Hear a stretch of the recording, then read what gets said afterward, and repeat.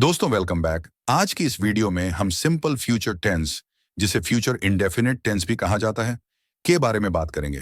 किसी भी टेंस को सीखने के लिए आपको 3 बातें याद रखनी हैं: टेंस की पहचान, हेल्पिंग वर्ब और इस टेंस में वर्ब की कौन सी फॉर्म इस्तेमाल की जाती है।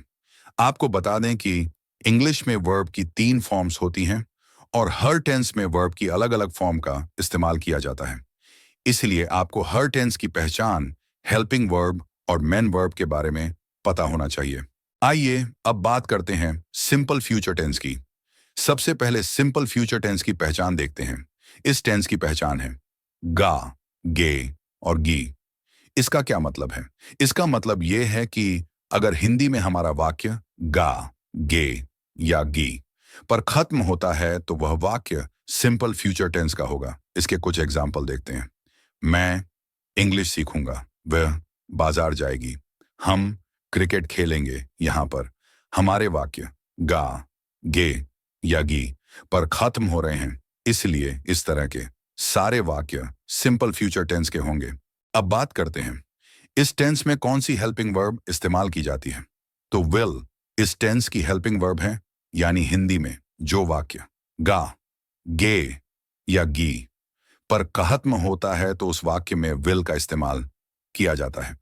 तो ये हमने बात की इस टेंस के पहचान और हेल्पिंग वर्ब की।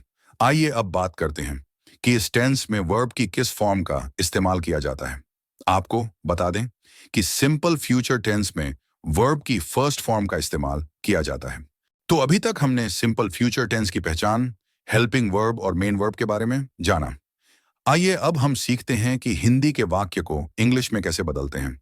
नीचे दिए गए फॉर्मूले की मदद से आप हिंदी के वाक्य को इंग्लिश में बदल सकते हैं। सबसे पहले सिंपल वाले वाक्य देखते हैं। इसके लिए subject plus will plus verb की फर्स्ट फॉर्म प्लस ऑब्जेक्ट का इस्तेमाल किया जाता है। एग्जाम्पल, मैं इंग्लिश सीखूंगा। इस वाक्य में मैं सब्जेक्ट है और सीखना काम, इसलिए फॉर्मूले के हिसाब से पहले मैं आएगा और फिर उसके बाद काम। सब्जेक्ट और काम के अलावा बाकी सब ऑब्जेक्ट होता है, इसलिए इंग्लिश इस वाक्य में ऑब्जेक्ट है और ऑब्जेक्ट वाक्य के आखिर में आएगा, यानी हमारा वाक्य बनेगा आई विल लर्न इंग्लिश। वह बाजार जाएगी, इसका बनेगा she will go to market. हम क्रिकेट खेलेंगे, इसका बनेगा वी विल प्ले क्रिकेट। आइए अब नहीं वाले वाक्य देखते हैं। नहीं के लिए इंग्लिश में नॉट होता है और नॉट हमेशा हेल्पिंग वर्ब के बाद आता है, लेकिन उस टेंस के हेल्पिंग वर्ब के बाद जिसका हम वाक्य बना रहे हैं, तो यहां पर नहीं के लिए हम विल नॉट का इस्तेमाल करेंगे। आइए अब फार्मूला देखते हैं। सबसे पहले subject plus will not plus verb की फर्स्ट फॉर्म प्लस ऑब्जेक्ट। आइए कुछ एग्जाम्पल देखते हैं। मैं इंग्लिश नहीं सीखूंगा, तो इसका बनेगा I will not learn English.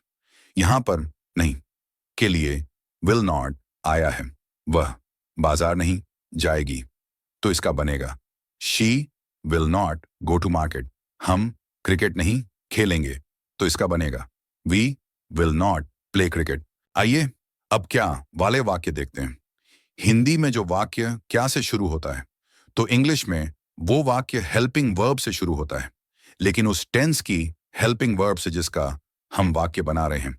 तो सिंपल फ्यूचर टेंस का क्या वाला वाक्य विल से शुरू होगा, क्योंकि विल इस टेंस की हेल्पिंग वर्ब है। आइए फार्मूला देखते हैं। सबसे पहले हेल्पिंग वर्ब यानी विल आएगा प्लस सब्जेक्ट प्लस वर्ब की फर्स्ट फॉर्म प्लस ऑब्जेक्ट। आइए अब एग्जाम्पल देखते हैं। क्या मैं इंग्लिश सीखूंगा, तो इसका बनेगा विल आई लर्न इंग्लिश। क्या वह बाजार जाएगी, तो इसका बनेगा will she go to market. क्या हम क्रिकेट खेलेंगे, तो इसका बनेगा विल वी प्ले क्रिकेट।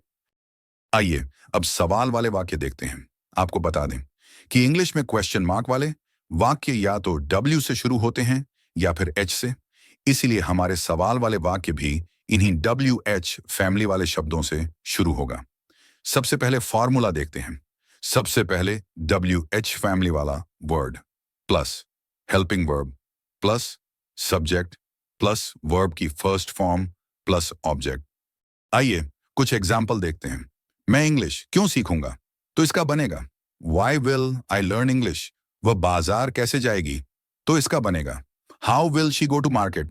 हम क्रिकेट कहाँ खेलेंगे? तो इसका बनेगा where will we play cricket. तो आज की इस वीडियो में इतना ही। प्रैक्टिस के लिए आपको वाक्य ये answer.com पर मिल जाएंगे। मिलते हैं अगले वीडियो में।